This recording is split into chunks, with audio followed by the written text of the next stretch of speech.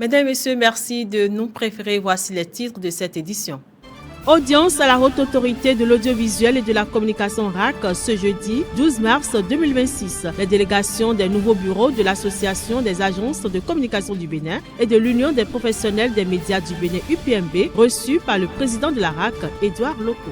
À Cotonou, difficile de se déplacer sans emprunter un Zémidjan. Mais derrière ce moyen de transport populaire se cache un problème d'hygiène souvent passé sous silence. Le port du casque par plusieurs passagers chaque jour. Vous suivrez le reportage réalisé par Félicité Bouton et Aimé Benou dans cette édition.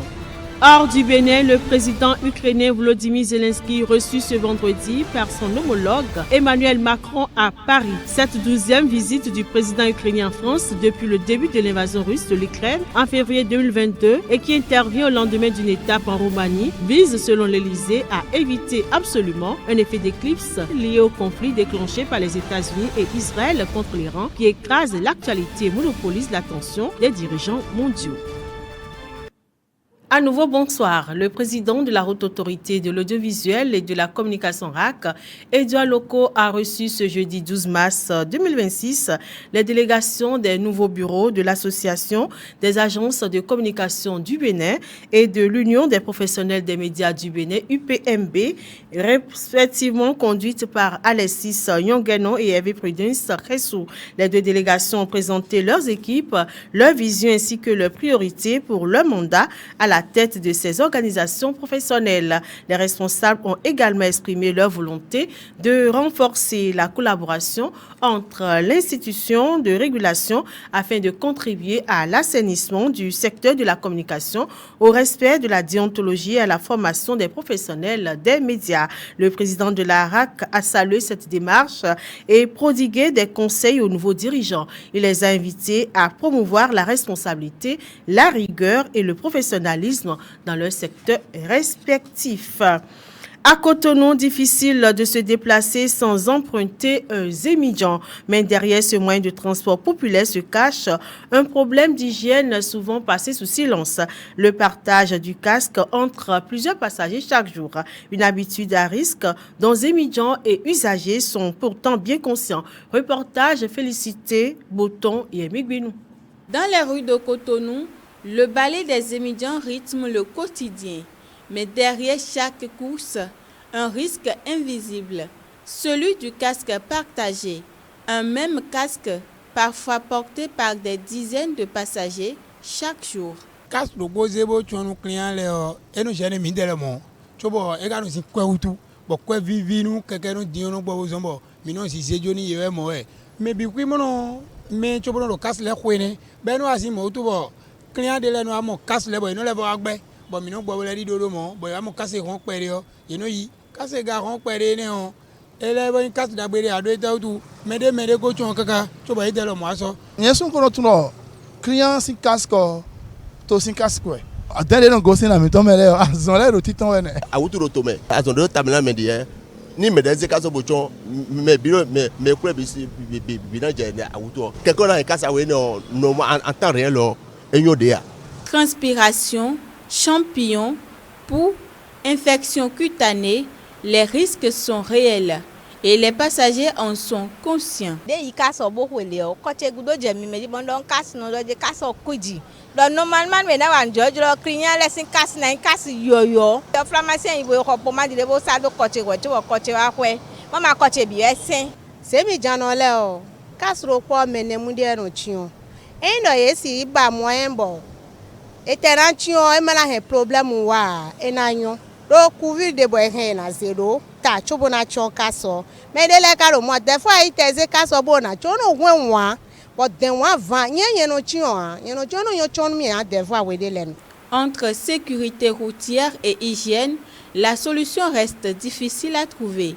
Certains proposent des housses lavables, tandis que d'autres appellent l'État à subventionner les casques personnels.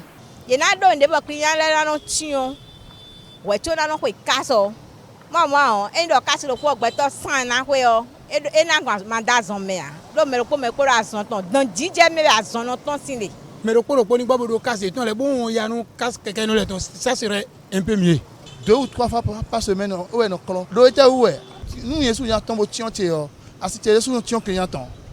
Donc il y a sous le monde que quand ça qui crée soit y a on doit blona quand ça sur côté au moment attaque client de ménager il me bien do casser ton do kolopo claro bibio sisi jaha to gami ton bonu mi me nyon le o yen si gan ke klen bona ma ka so nu mi o lo ejuro gbeto mo ayon ka de bo mi do na pe obo ho ya. Protéger sa tête sans mettre sa santé en danger, un équilibre à trouver pour que le casque reste un symbole de sécurité et non de contamination. De nos jours, beaucoup de gens recherchent les biens que le Dieu Tout-Puissant peut leur offrir, mais ils oublient que ce Dieu a des exigences liées à sa nature qu'est la sainteté. Chez d'innombrables croyants, nulle personne vivant encore sur terre ne peut réellement être saint ni pratiquer la sainteté. Or, il est écrit dans Hébreux 12, verset 14, « Recherchez la paix avec tous, la sanctification sans laquelle personne ne verra le Seigneur. » Fort de cela, l'homme de Dieu, Élie Arossi, explique le thème sainteté. Sainteté, d'abord, c'est la nature de Dieu. Dieu est saint. Et donc, quand il a appelé les enfants d'Israël à sortir de l'Égypte, dans leur marche avec lui, il les a appelés à un moment donné pour leur demander d'être saints. Dans Lévitique chapitre 20, verset 26, il a dit qu'il est un Dieu saint et qu'il veut que ses enfants soient saints. Et également dans le Nouveau Testament, l'apôtre Pierre nous a parlé de la sainteté. Dans le chapitre 1, les versets 15 et 16, il nous a parlé de la sainteté. Et donc, quand nous combinons ces deux versets, un dans le Nouveau Testament et un dans l'Ancien, nous comprenons que la sainteté, c'est l'appel à la séparation d'avec le monde, c'est l'appel à la consécration. Donc Dieu nous appelle à nous distinguer pour lui, à nous consacrer pour lui, à nous séparer du monde pour lui. Avec l'essor du numérique, le culte dépasse désormais les murs des églises. Télévision, Facebook, YouTube et bien d'autres permettent aujourd'hui de suivre la prédication en direct. Mais cette nouvelle habitude peut-elle remplacer la présence à l'église? Eh bien, une équipe de la télévision Maranatha Bénin s'est intéressée à la question. Depuis quelques années, les cultes diffusés à la télévision et sur les réseaux sociaux se multiplient. Une nouvelle manière de prier qui séduit de nombreux fidèles. Mais peut-elle remplacer l'église physique? Non, le culte en ligne ne peut pas remplacer l'église physique. Parce que l'apôtre Paul nous dit, n'abandonnez pas votre assemblée.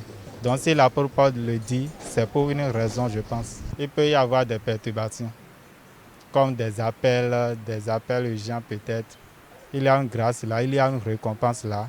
Alors, simple alternative pratique ou véritable transformation de la vie chrétienne?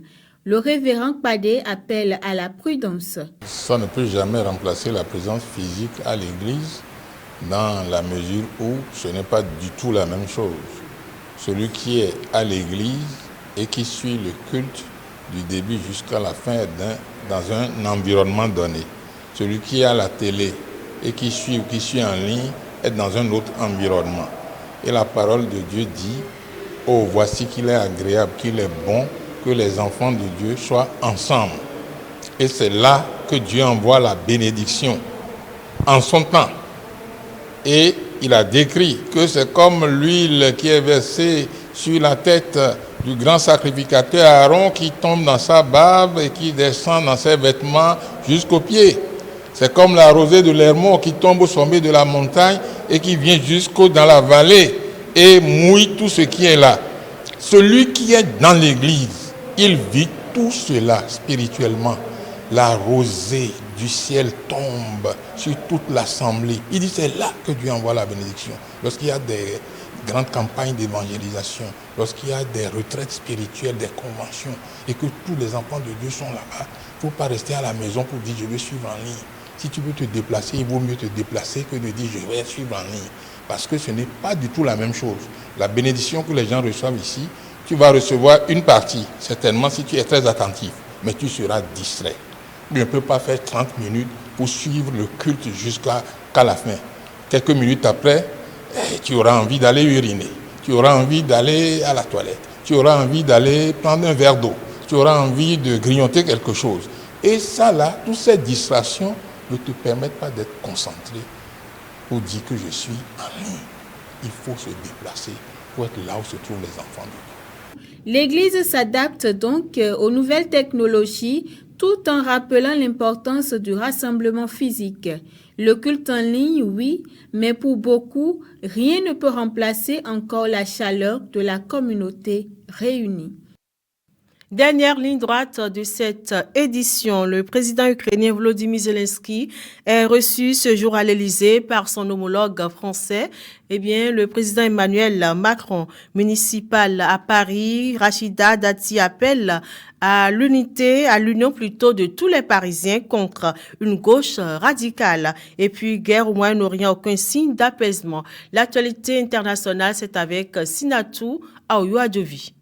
Emmanuel Macron reçoit ce vendredi Volodymyr Zelensky à Paris pour démontrer que la guerre au Moyen-Orient ne détournera pas l'attention de l'Ukraine. C'est également pour dire à la Russie qu'elle se trompe si elle pense profiter de ce contexte géopolitique. Rachida Dati, candidate de la droite à la mairie de Paris, a appelé ce jeudi soir à l'union de tous les Parisiens contre une gauche radicale lors de son premier et dernier grand meeting public à 3 jours d'un premier tour qui s'annonce particulièrement serré. Je suis la seule candidate en mesure de faire gagner le souhait d'alternance qui est majorité à Paris, a assuré la candidate LR soutenue par le MoDem et l'UDI aux côtés de ses têtes de liste d'arrondissement. Si c'est le choix du cœur, faites le choix du cœur. Si ce doit être le choix de la raison, je vous demande de faire le choix de la raison, a-t-elle poursuivi dans un discours interrompu par des slogans de sympathisants. Changez Paris avec Dati. Le nouveau guide suprême iranien Mojtaba Khamenei a promis ce jeudi 12 mars 2026 de venger les attaques américaines et israéliennes. Il promet maintenir la pression sur le détroit d'Ormuz, accélérant la flambée des coûts du pétrole. L'armée israélienne a annoncé dans la soirée mener une nouvelle série de frappes visant des infrastructures à Téhéran. Elle a ajouté y avoir bombardé des postes de contrôle du Basij, une milice alliée au pouvoir. Dans son premier message diffusé depuis qu'il a été désigné guide suprême dimanche, Mojtaba Khamenei n'a montré aucune volonté de plier face aux États-Unis et à Israël, insistant au contraire sur son désir de venger les victimes de leurs attaques.